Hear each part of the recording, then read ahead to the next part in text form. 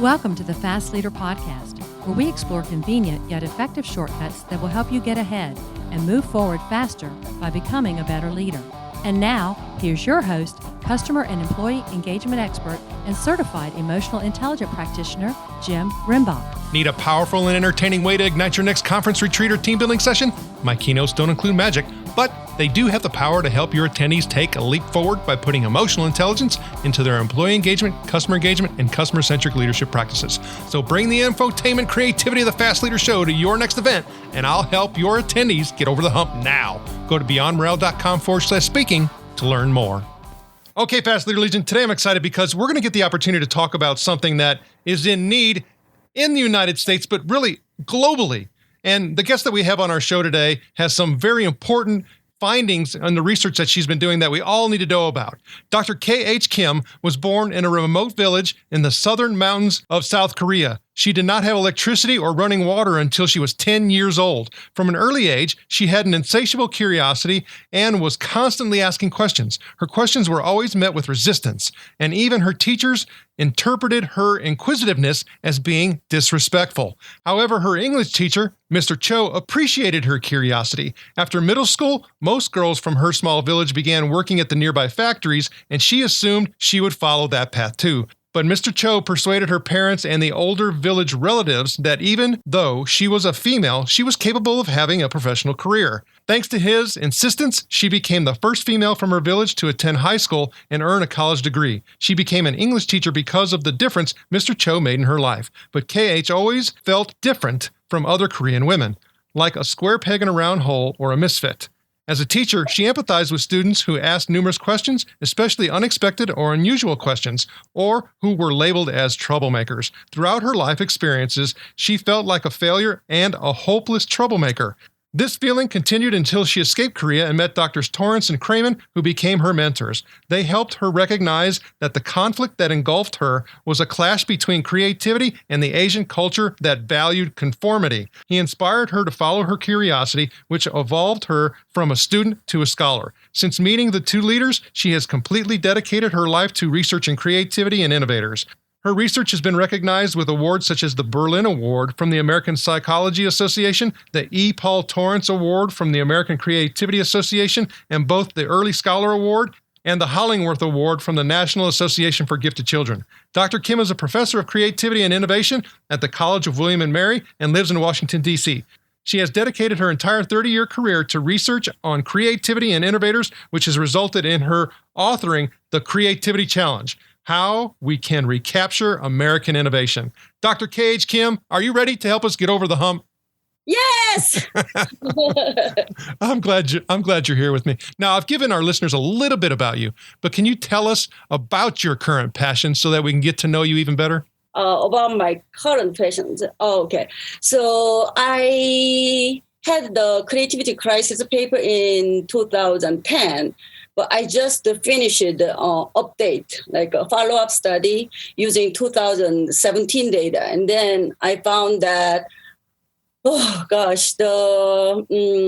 creativity crisis is even worse. And since 2008 until now, the decline has been even greater than before, especially among very young children, 5 years old or 6 years old, like that. So my passion is that I'm just I want to get rid of this American test-centric education, really. So that's my passion right now, really. So you talk about being test-centric, and yes, being test-centric causes a lot of abnormal behaviors when you start talking about developing from an intellectual perspective. And, causes a lot of the things we had talked off mic, and you had mentioned something about the damage that things like Common Core, do in our educational system, the things associated with standardized testing, stack ranking, incentives based off of those things, and how it's really modified and morphed what we do in the classroom to this point to where you're saying we're having this effect, this downward spiral or decrease in creative thinking. But I can say, big deal. Why do we need to worry about this? Like first of all, it's like creativity is important for just like human beings' well-being.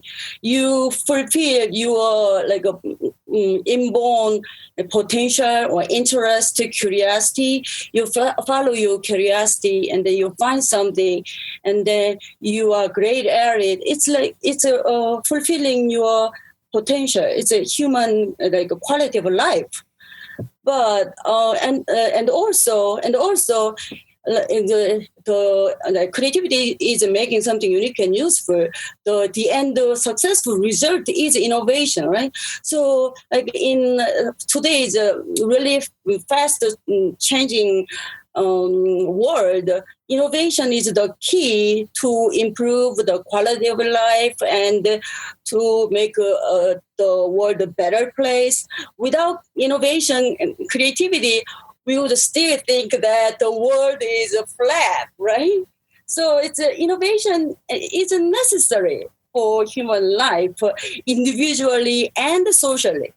You know, you bring up a really interesting point. As you were talking, I started thinking about, I guess you'd say, contention, the conversations, the even recommendations that my wife and I have had with one of our children who happens to be, you know, someone who is a little bit more of that creative thinker and very inquisitive, asks tons of questions. I mean, sometimes to the point I'm like, enough, you know, please, no more questions. But, you know, one of the things that we have been told by others is that, you know, we should medicate her.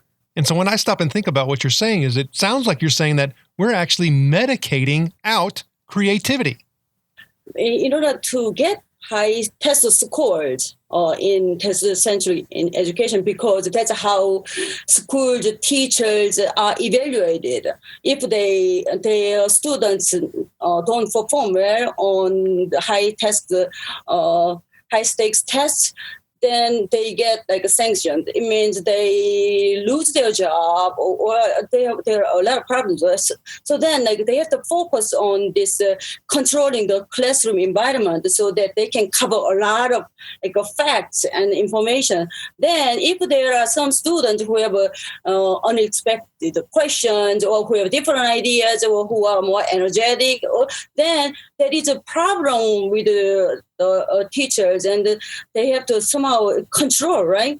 Then eventually we as educators we foster conformity within the society. We are born all unique and creative. Why do we try to make everybody exactly the same? That's why I left Korea. I say I escaped from Korea, and then now, like in this country, it's the same as exam here in Asian countries that just forces a conformity.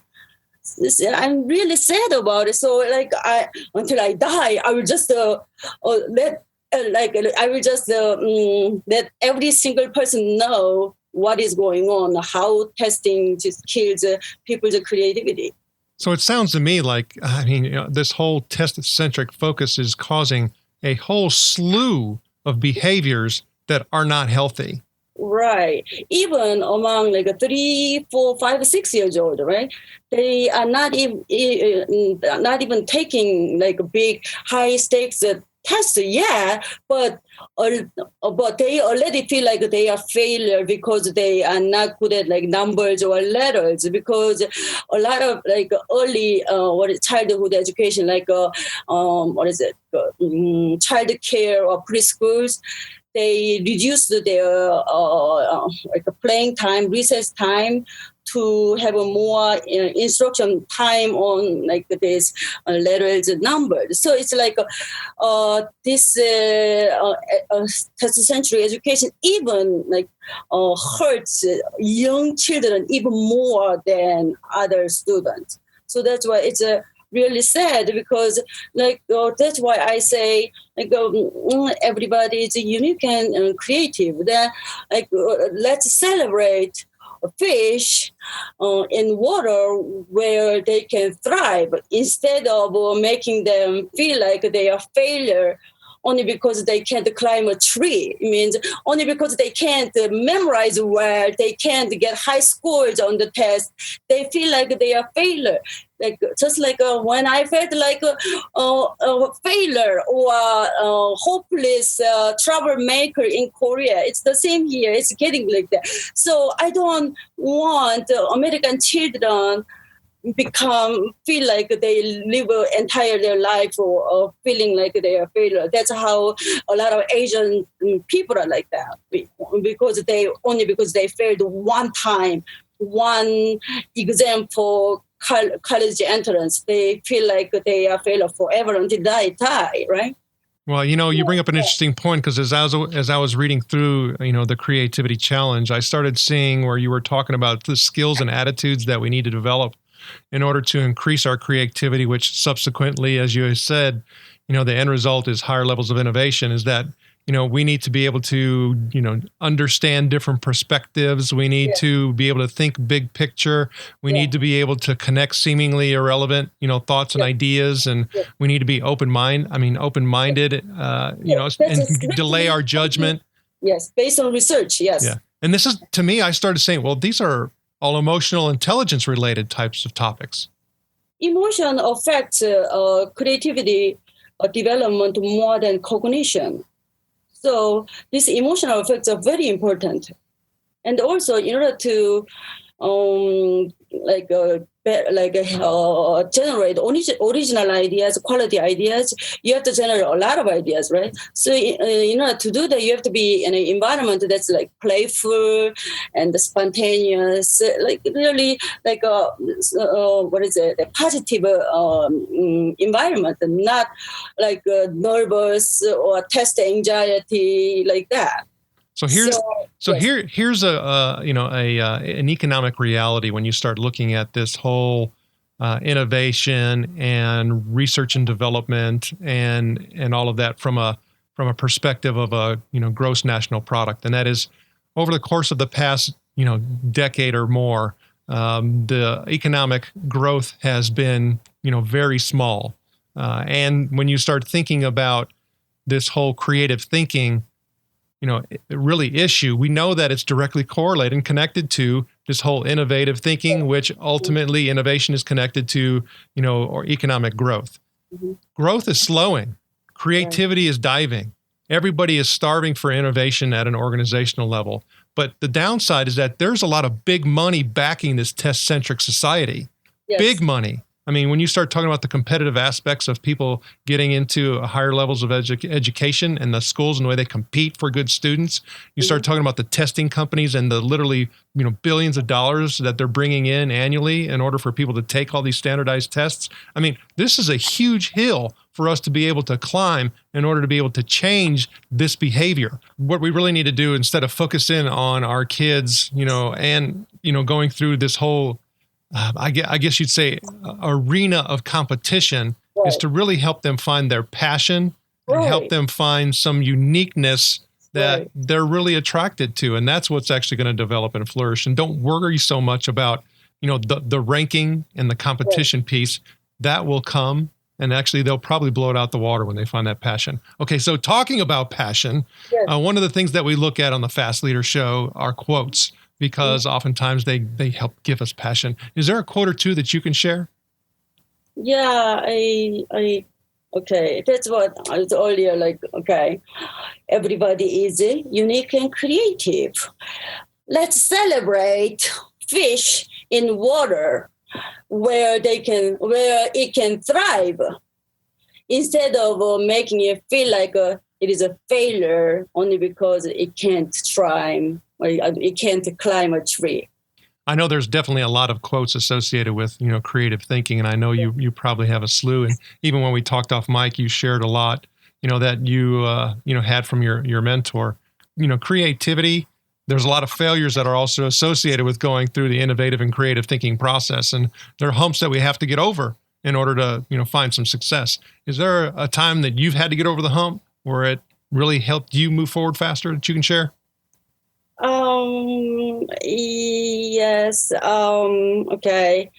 This is a little bit personal, but So like when I got a job at, oh no, I can't say where. Okay, so when I got a job, okay, so my boss, okay, or the director, okay, I'm a professor, but like she assigned me a committee, like so it means she was telling me to write and report meeting minutes for faculty. So and then so because other people can do it, so she thought I should be able to do it because I'm a professor and I publish a lot, so like productive. So but I told her that I can do a lot of other things really well. I listed all these committees that I have been in from previous university, but she said, no, we're not going to baby you anymore, you have to do this. So okay. So then, like there at the faculty meeting, so I finally decided to record. I got a voice recorder. I recorded the faculty meeting. At night, I transcribed everything. However, think of this, okay? I came to United States when I was 33 years old. And because of the exam here in Asian countries, we just memorized everything. We never practice speaking English, right? So I can't understand slang words, or there were a lot of acronyms or expressions I don't understand. For example, one faculty member said, "Oh, there's 600 pound gorilla or elephant or gorilla in this room." What? Where is an elephant? It's like that, and a lot of things I couldn't understand. Anyway, so I recorded so for a long time, and then I transcribed it at night. Like sometimes I couldn't understand. So because my children came here like 4 years, 8 years old, so they will be able to pick up English better than I did. So sometimes after midnight when they were sleeping, I was asking them what it means. Okay, so but like finally, and I gave up. Okay, I couldn't do it. Okay, like even if even if I try, I can't do it. That's my weakness. Okay, I accept that. So I did, and then so she reported. She wrote a letter to the above her head above that I was irresponsible or lazy. Okay, I sleep like 3 hours, less than 3 hours a day. How can I be lazy? Anyway, so she reported, and then also she never assigned any other committee at all. So, but working in a committee is really important to get promoted like that, right? So that became like my really weakness. And also I got really depressed because I felt like I was really stupid, so all other people can do it, but I couldn't do it, right? So I was focused on my weaknesses a lot. I got self-conscious even more. Okay.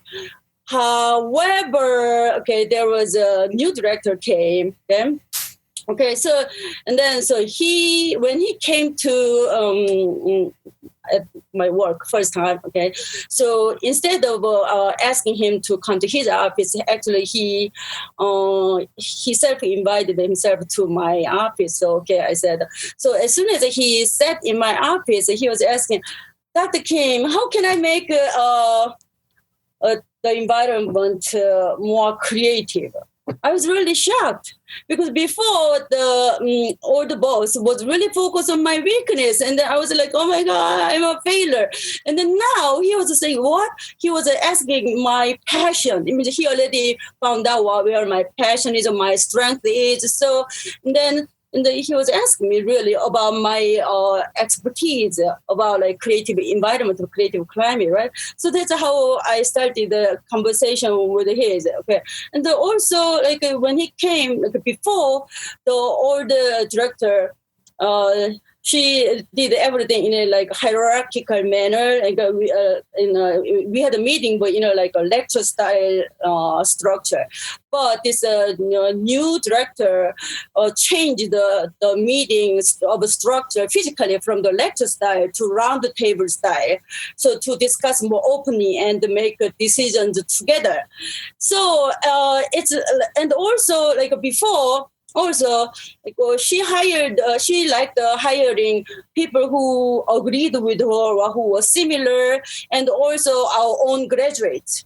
But this new director is hiring people who are different, who have a different background, and not so it means he is not focused on conformity, really focused on diversity, and also people who are from different backgrounds, right? They feel more accepted in this environment. Thanks for sharing that story. I think it's a great example of the impact that a leader can have, yes, on the individuals, but then also on the environment, and how going back to that whole conformity thing, how it can create a multitude of problems. Now, I know you and I talked about some recent updates, and you even mentioned it a moment ago about the research that you've been conducting. And I know that's really, where you're spending a whole lot of your time. But when you start thinking about this new research and a goal that you have to make an impact, what would be one of the goals that you have? Yeah, this is I want to talk with every single educational policy maker about this, the impact or the consequences of this testing environment. So that is my goal. Until I die, I will do that. So if I can't do it before I die, I hope you can do it for me. And the Fast Leader Legion wishes you the very best. Now, before we move on, let's get a quick word from our sponsor. The number one thing that contributes to customer loyalty is emotions. So move onward and upward faster by gaining significantly deeper insight and understanding of your customer journey and personas with emotional intelligence. With your empathy mapping workshop, you'll learn how to evoke and influence the right customer emotions that generate improved customer loyalty and reduce your cost to operate. Get over your emotional hump now by going to empathymapping.com to learn more. All right, here we go, Fast Leader listeners. It's time for the Hump Day Hoedown. Okay, Dr. Kim, the Hump Day Hoedown is a part of our show where you give us good insights fast. So I'm going to ask you several questions, and your job is to give us robust yet rapid responses that are going to help us move onward and upward faster. Dr. Cage, Kim, are you ready to hoe down? Yes. So what do you think is holding you back from being an even better leader today? Okay, so I have a problem with being impulsive. Actually, but it has a both sides, the negative and positive side. If you look at it, positive it's being spontaneous, and negatively it's impulsive, right? So I came to United States. I moved to United States with only 4 years old, 8-year-old children, impulsively. All of a sudden, okay? So it's all my friends told me not to go to United States because it's a dangerous country because of the American movie. They got impression that everybody has a gun and people have sex on their first date and a lot of people age. That was my friend's recommendation. It's America is the most dangerous country in the world. However, I was being impulsive and I had a big dream about America since I was little because when I was in middle school, I got a scholarship from U.S. Soldiers. And so I had a good nice impression about them. So I believe that I came. So it's okay, being impulsive is sometimes it helps me or sometimes it doesn't help me. And another thing is I as you said, I was really from small village, right? Everybody knew everybody. So the problem is because I was a small village and everybody's my family and the whole village is my relative. So I tend to trust people. Okay, it is good and bad because as soon as I came to United States, I got cheated because a American neighbor told me that if you get a Vans, VONS, Vans supermarket card near my house, I can get a lot of discount. So I asked him, how can I do that? He said, just give me a blank check and then I will you can get the card, the Vans supermarket card, right? But in Korea, there's no blank check like that because if we have a check with the name and money and everything, but U.S. blank check doesn't have money. It just have my name and address. So I gave him and then he took out $3,600 from my Bank of America account, right? So it's a lot of problem with trusting people. I still trust the people, but sometimes it's a problem, yes. What is one of your secrets that you believe contributes to your success? First, I think a lot and I work alone, like really in depth. But always I get brutally honest feedback on my work and everything. And then so I make a good better. And also I always try to think in terms of metaphor. So when I wrote my book, I compared the development of creativity in individuals as gardening. So I use the gardening metaphor for writing my book. And also another thing is I think about the opposite all the time. So it means, what if it's exactly opposite? What if it's not true? Instead of conforming, I always think the other way. So that's why, when the research, all the researchers agreed that in order to be really creative, you have to have at least IQ 120. So there was a threshold theory that everybody was agreed on at that time. Since 1965 up to 2005, the research shows that. But I was thinking maybe not, because I read a lot of books, biographies on Nobel Prize winners. A lot of them don't have high IQs, but like a Nobel Prize winning, you have to be really creative. You have to contribute by making something unique and useful. So that's how I did a meta-analysis. And then I found that creativity and intelligence are really weakly related. And also, I couldn't find any threshold that's like IQ 120. You don't need IQ 120 really to be creative. And to be creative, another thing is that, so if IQ and creativity are the same thing, then worldwide intelligence is increasing. We call it Flynn effect. Every decade, IQ is increasing. Then creativity should increase also. But however, creativity is decreasing. So, which means that they are not related, right? So when people say this is true, then I always challenge it. So I think about opposite the other way. So that made my research really successful also. And also, if you look at all those famous innovators, life stories, they were connected to nature.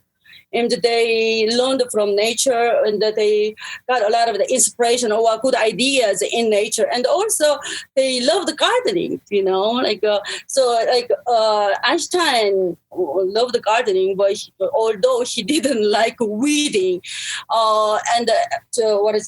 Steve Jobs was good at gardening. So that's how he got named his company, Apple. What do you feel is one of your best tools that helps you lead in business or life? Okay, so it's the best thing is think big. It means when you think big, you can think above the constraints and limitations, so that your mind become really creative, right? So think big to change the world a better place, not for money. That's the best thing you can be creative. Yes. What would be one book that you'd recommend to our listeners? And it could be from any genre.